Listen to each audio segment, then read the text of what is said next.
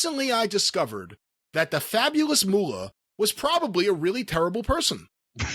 I was wondering if Jim had heard any rumors about her from back in his early wrestling days. And of course, this is the big controversy, Jim. The WWE named a battle royal at WrestleMania for the female wrestlers after her, and almost instantaneously, the bite back from the fans on social media was gigantic. People saying Moolah was a horrible person. How could you do this? What are your thoughts on all this? Well, and then Snickers got mad. And when you got the number one cause of cavities in children's teeth mad at you, well, you're not a popular person. No, in all seriousness, it was a bad idea for obvious reasons from the start. But now everybody is weighing in on this, and nobody really understands the real picture. And I'm going to actually defend Stephanie McMahon in this, because I guarantee you, of all the people in the world who didn't already know much of this about Moolah and heard the stories of whatever, which is anybody related to wrestling over the years, Stephanie McMahon grew up with the grandmotherly figures that, were at the Hall of Fame ceremonies, or they saw every once in a while, and that's why she decided to make them the grandmotherly figures on Raw and SmackDown. And they had a second resurgence where more people really in those days heard their name and heard about them than did in their heyday, and they kind of rewrote the history books. But at the same time, like I said, I guarantee you Stephanie didn't know, because once again, who's going to tell her? I guarantee you nobody, save somebody on the creative team. And I'm not talking about Michael Hayes, because Michael Hayes from the same era of wrestling that I am, where he's like, yeah, Moolah used to cheat the girls out of her booking fee or whatever. Who gives a shit? He probably hadn't studied deeply, nor does he think there's anything wrong with that, because it was the wrestling business in those days. But some of the younger writers on the creative team should be enough fans to know and maybe have, seen that coming. But at any rate, here's the Moolah and May in those years, the late 90s through through their passing 2000s, they remade themselves again. They were the grandmotherly types. And every dealing that I ever had with Moolah, from the time I worked up there in the office when she'd run one of her Ladies International Wrestling Association conventions to raise money for the retirement of all the old girl wrestlers, which conveniently was probably going to be located on her property at 101 Moolah Drive in Columbia, South Carolina, where she had some accommodations she could rent them. But it was like talking to your old Southern grandmother. You expected her to walk straight off the plantation dressed like fucking Scarlett O'Hara.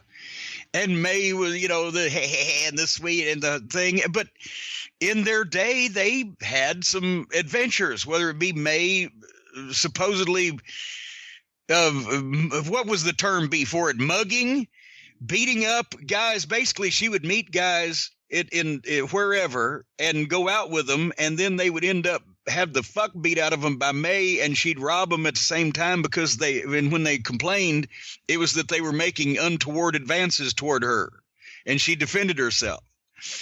That's been in the paper. Or just Moolah's various business practices. I had not read the entire Sweet Georgia Brown, Susie McCoy story from her family that has apparently come out in recent years.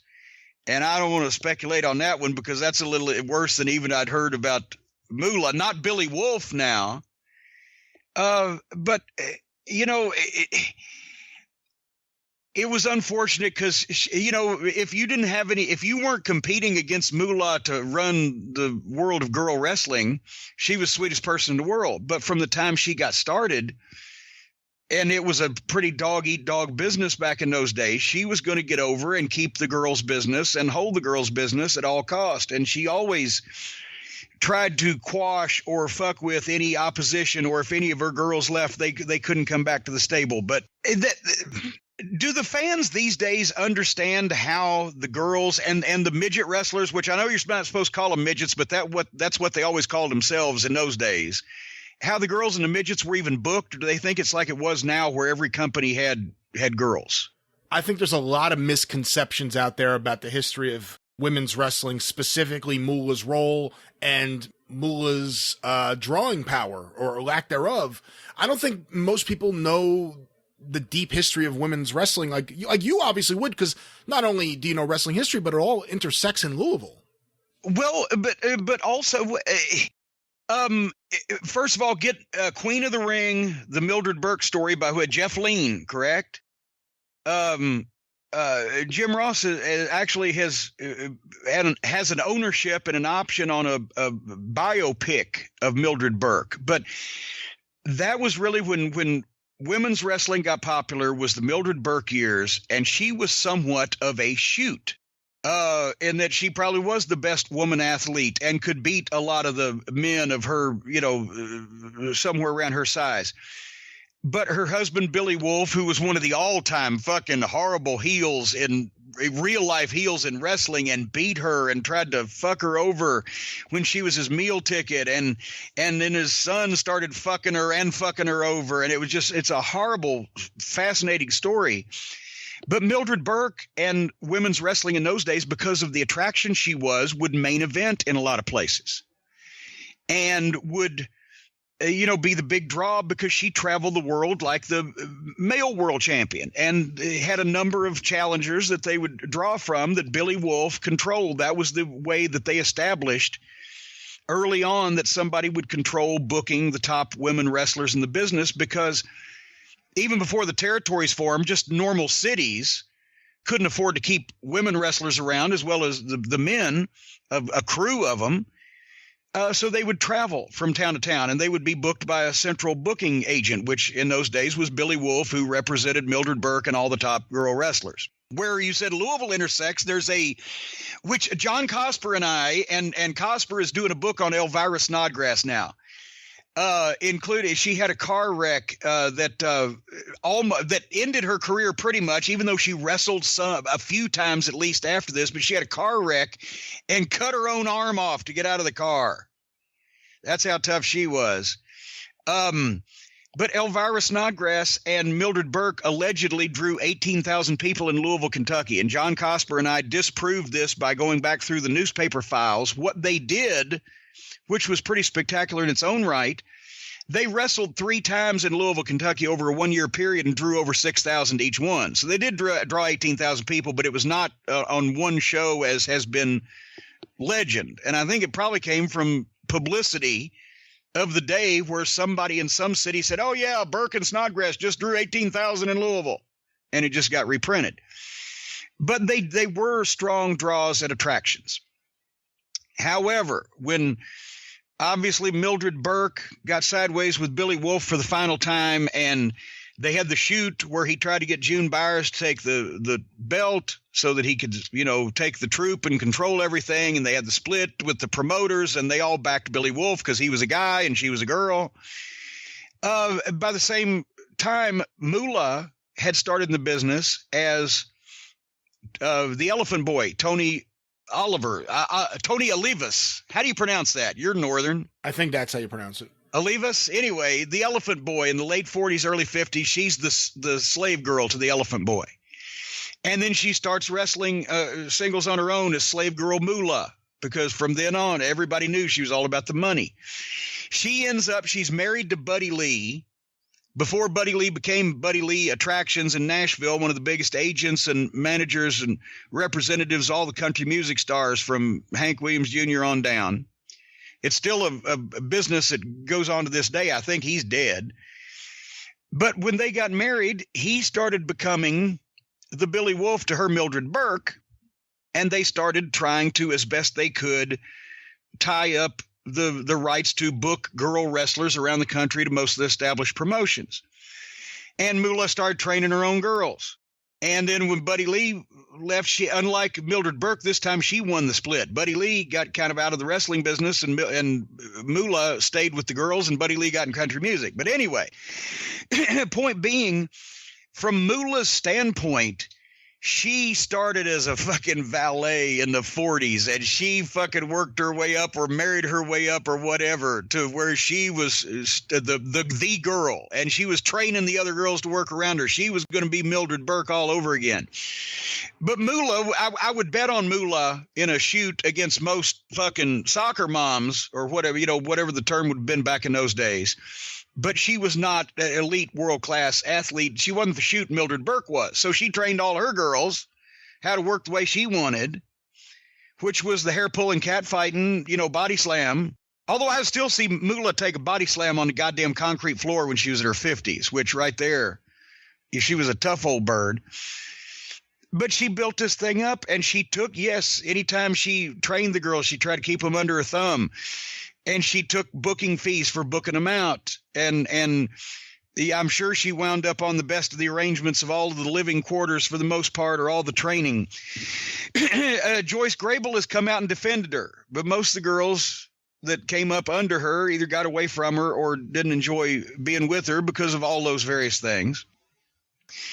And, and that's the way it was. You couldn't, just like the midgets that first got started, the first troop was out of Montreal because that was Skylo Low and Little Brutus and Little Beaver and those guys. And then later on, it was out of Kansas City because that's where Cowboy Lang and Little Brook and Tokyo Tom or Tokyo Tiny or whatever the fuck, that crew settled there.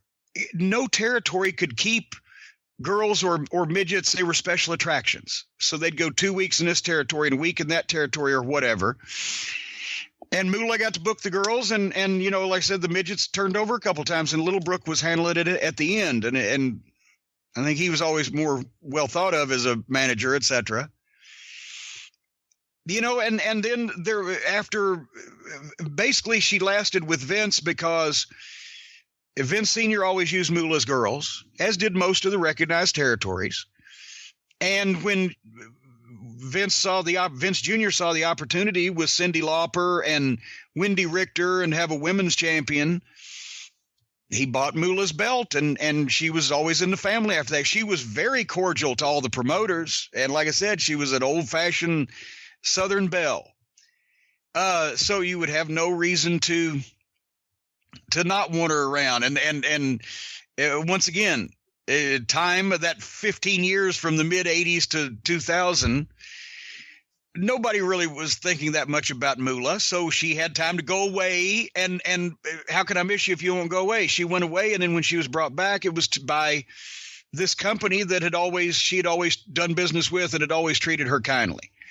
I guarantee you none of those people up there read history books, and probably none of the other girls were, what's the word I'm searching for, consulted on what they thought of Moolah and May. It was there's Moolah and May. You said you don't think Stephanie knew, and I would say that's probably a safe bet. Vince clearly knows these stories, wouldn't you say? Well, I actually remember now. That's the one. Vince is the one who said which one's Ricky and which one's Robert. Vince knew as much as, like I said, Michael Hayes would, or even I wouldn't have given that much thought, because it's just common knowledge. Everybody knew it, that yes, Moolah probably financially fucking raked a lot of her girls over the coals. I don't think anybody would have at that time. Who's going to tell Vince McMahon, well, Moolah, she's making the girls fuck around. That was not going to be a thing that was brought up. And I don't honestly think that a lot of that shit happened in the modern era, because the Sweet Georgia Brown stuff was in the 50s. And I know by the 70s, there were some girls that wouldn't put up with fucking around on the road, and other girls were looking forward to going on the road to fuck around. And there was a few that was in between, and some it depended on what gender you were. So I think it's more hey, we get the girls from Moolah and we know that she fucks them around and treats them like, it's like getting job guys, to be honest, and I'm not being sexist, but at the time it was like getting job guys from the fucking Italian Stallion in Charlotte or something. We don't care. Here's the money for these guys. Where it goes, we don't know. Moolah's the one that runs this show. These girls come and go. That's the way it was thought of. And that's truthfully the way it was. And I don't know also, I don't know if even Vince McMahon Jr. has delved into history deeply enough to know about the Mae Young mugging men in the fucking early 40s, in the World War II years.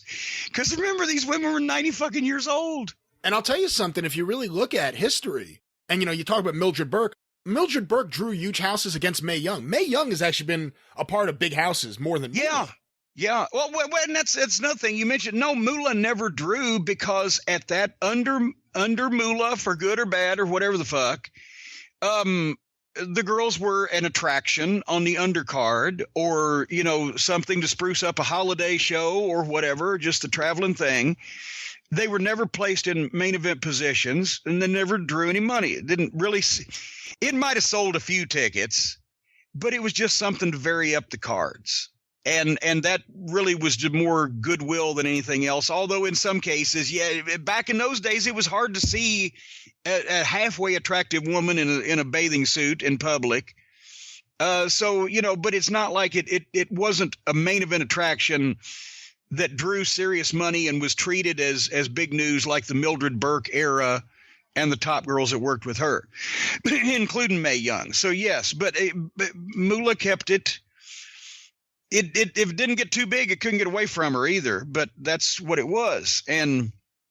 But no, she never drew any money. But at the same point, and I've had this talk with Meltzer before and about the Hall of Fame voting. If you have to, not if you have to, but if you're going to have a woman from the United States in his Observer Hall of Fame between 1960 and 1980, it has to be the fabulous Moolah. Whether she booked herself that way or not, to always be the dominant woman is actually unimportant at this point, because she was, and that was the name that everybody booked on every big card. NWA World Ladies Championship, Fabulous Moolah versus fill in the blank. So that's just the way it was. But did it draw? No, it was part of the package in those days. Let me ask you a few things, stories that have gone around that I've heard for years and things that have obviously popped up on the internet in the last few days. When did you first hear them? If you did hear them, how far back? And just, have you heard these? Yes or no? Did you hear that Moolah was drugging her wrestlers? I know, actually, I've never heard of anybody having to drug wrestlers against their will. And once again, in what context can I believe that in the 50s, and they're piling in these fucking gangster cars and taking these back roads from nowhere to nowhere, that she's giving the girls some fucking, here are these, the amphetamines or whatever the fuck? Yeah, probably. Was she accused of like Mickey Finning them and knocking them out? Or what was the context? I'm not sure exactly the context, but it's one of the things I heard. And another thing I had heard, and again, I don't know what exactly is true, what isn't, but heard it from enough people that I believe an element of it is true. Have you heard that Moolah was pimping out her girls or forcing girls to have sex with certain promoters or people in the business? I heard that with the Sweet Georgia Brown story that was on the internet that I think her family told from like, 10 years ago or whatever. It wasn't contemporaneous, as they say. Once again, could I swear that never happened? No. Did I ever? By the time I got into business, I was a photographer for a number of Moolah's matches. When I got into business, she was slowing down. Honestly, I wouldn't put anything past anybody, but from a few of the girls that I knew, some girls would have had no part of this. As I said before, other girls, it wouldn't have been that hard to talk them into it if they thought it was going to help them too. So, I got a no context. The Sweet George Brown stuff was off the fucking charts. Yeah. And once again, especially in the 50s, I may believe it. Had you heard anything when you first break in the early 80s? Do you hear anything about Moolah? Are there any rumors then? Well, no, just that especially if you talk to any of the girls, they kind of roll their eyes every once in a while about the money thing, or just whatever, or Moolah's going to win, not doing jobs, not like serious fucking crimes against nature. Yeah, what did Cora Combs have to say about her? Because she was someone on the outs with Moolah, wasn't she? Oh, God. You know what? Now, in hindsight, whenever I was around Cora Combs so many years ago, I just never thought to sit down and interview her about Moolah. But now, and with hindsight, that would have been so fucking interesting. And Cora was... Well, yeah, there you go. But we might need to get this while it's hot. But Cora was one of the big name, especially because she's from Hazard, Kentucky. And she was beautiful for those days. She's beautiful for any day in her day, but she was beautiful for those days for a wrestler, I'll tell you. Boy, howdy. And she drew money with Mildred Burke, especially in Nick Goulas always used her huge in Nashville. They main evented and drew fucking sellouts. So she was one of the first. So she probably, it probably chapped her ass a little bit to see what Moolah turned everything into. That's why she was independent, and Debbie was too all those years. There would be some independent girls you could get. And every once in a while, somebody would try to book. Mildred Burke, even out of California, tried to book some girls in I think the mid-'70s or whatever, as she was retired and everything. But, Moolah just had an in with most of the real territories. So unless you just needed, one girl for a gimmick where she opposes a manager or whatever, you could get just an independent girl or somebody that might live in the area. You went to Moolah for all the names. Had you heard that she was, for lack of a better term, a spy for Vince Sr.? When she would go territory to territory, she would always report back to him what she was seeing? Well, once again, I don't know that anybody would have said that out loud in those days, but I think at the same time, any of the promoters would have probably been smart enough to know that Moolah always knew where her bread was buttered on and was close to Vince Sr. because he booked her and all her girls into the biggest buildings in the country. So I would have to think that whether her or any other wrestler, any wrestler that's talking to Vince Sr., that he deems, important enough to talk to is spilling their guts about what they've seen in anybody else's territory. And by the way, I've recently learned on a super podcast just a little bit more about who he was talking to. We know he talked to Eddie Graham all the time. Jerry Jarrett says he talked to him all the time. Apparently, he was calling Mike LaBelle every single day, according to Jeff Walton. So Vince Sr. obviously talked to a lot of people. One thing, his son got his work ethic because he wanted to keep on top of what was going on in the wrestling business, and especially since he was one of the most important people in it, I can see that. A while back, you and I on the Super Podcast did one of our popular In the News segments where we look at classic newspaper articles, and I just pulled this up because obviously it's timely. This is something you and I discussed a while back on the show. It's from November 21st, 1956. Blonde, 15, protests enforced wrestling. An attractive 15-year-old blonde, daughter of professional wrestler Slave Girl Moolah, told police today that her mother forced her to wrestle professionally but didn't pay her. A neglect warrant was issued for the mother, Miss Lillian Pine, after Mary Carroll told police she was forced to wrestle despite a recent appendectomy. She showed police letters from two physicians advising her against future bouts. Lieutenant Thomas J. O'Brien quoted Mary, known in the ring as, I can't see the first name here. Pat Sherry. Well, it's Pat Sherry, but there's another name here, something Ryan, but it's a little disguised, as saying, maybe Ruth Ryan and Pat Sherry, as saying her mother hasn't supported her for 3 months. O'Brien said the girl had appeared on bills with her mother and stepfather in Newton, Attleboro, Springfield, and Beston. He said Mary has been licensed to wrestle in Maryland and North Carolina. So, I mean, there's a part of the story, Jim, we haven't even discussed. When we did that on the In the News thing, I said, God, that's even a little stiff even for Moolah, right? But what was that, 56 you said? 56.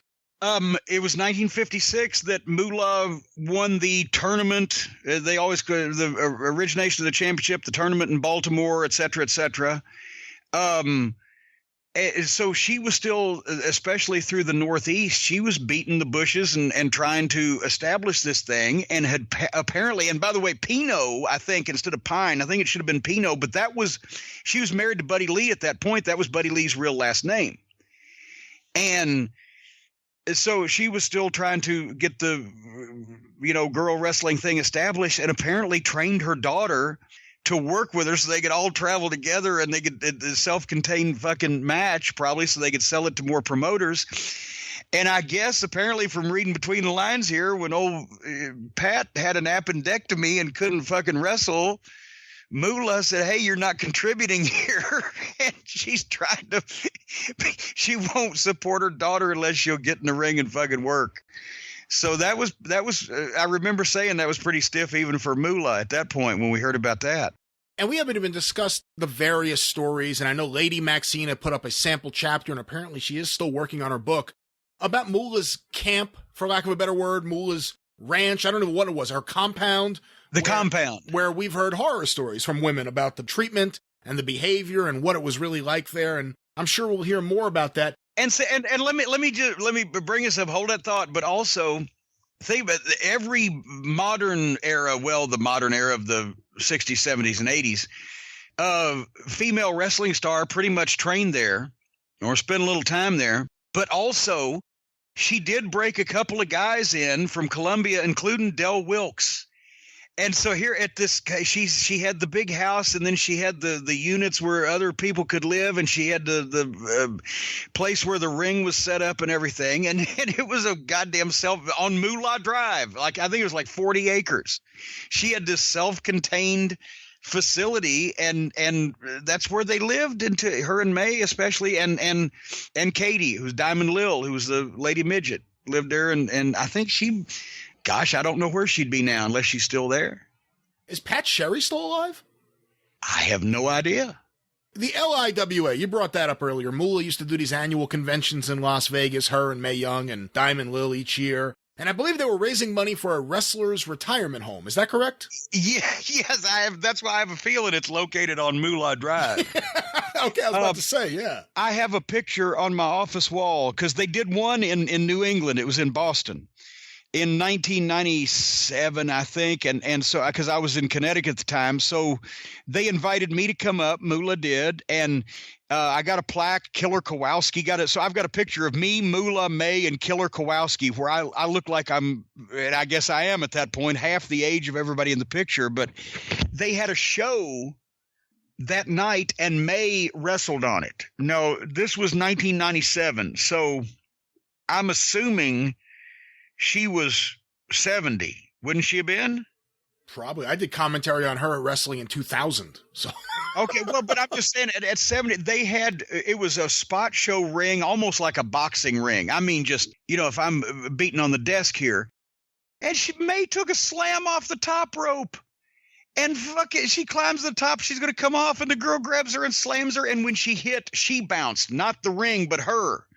That 70-year-old woman, but she flat as a pancake. She hit. It was perfect form, but she bounced about a foot in the air. And I thought, my God, that would have jarred every internal organ that I had out of my body, kidneys and spleen and everything else. And this woman, it was incredible. And it was in a hotel ballroom, and there was a couple of hundred people there. But she was reliving, and then with Bubba Ray, and you didn't see Moolah taking those bumps. That was not Moolah's gimmick ever, even when she was working it. She had a couple of bumps that she took. She'd take a slam on the floor from a girl she trusted, and she'd take that slingshot thing into the ring over the top rope from the apron, where she'd land flat of her back in the middle.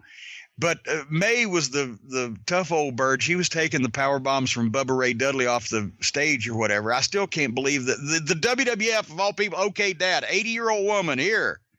Let's throw her off the fucking stage.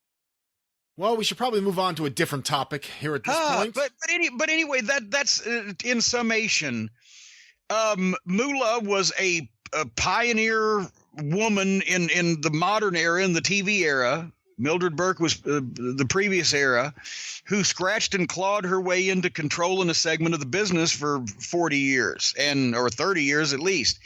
How she did it, I'm sure, will always be questionable, and some people support her, and a lot of people were not happy with her, and she reinvented herself then later on in her old age as the kindly old Southern grandmother. Is anything she's done other than what we discussed we might be surprised at today shocking, especially for the time? No, it probably wouldn't even been out of the way, except she was one of the only ones doing it with the girls. And should anybody have been shocked at the outcry that people would find out about it in this day and age where the fans do more research than the people that are running the businesses? No, it should have been a shock that they found out and there was an outcry about it. But I honestly believe that most people who are brought up in the WWE environment that work there, the technical crew especially, the people in the studio and people in the publicity, they don't fucking study research and history of wrestling like we do. They believe what everybody tells them around the office. So I bet they were their jaws were probably on the floor. But anybody who's been around wrestling, most of this should not be any surprise. That's the summation. This segment of The Drive-Thru is brought to you by Snickers. Snickers really satisfies you. Let's get another question here, Jim.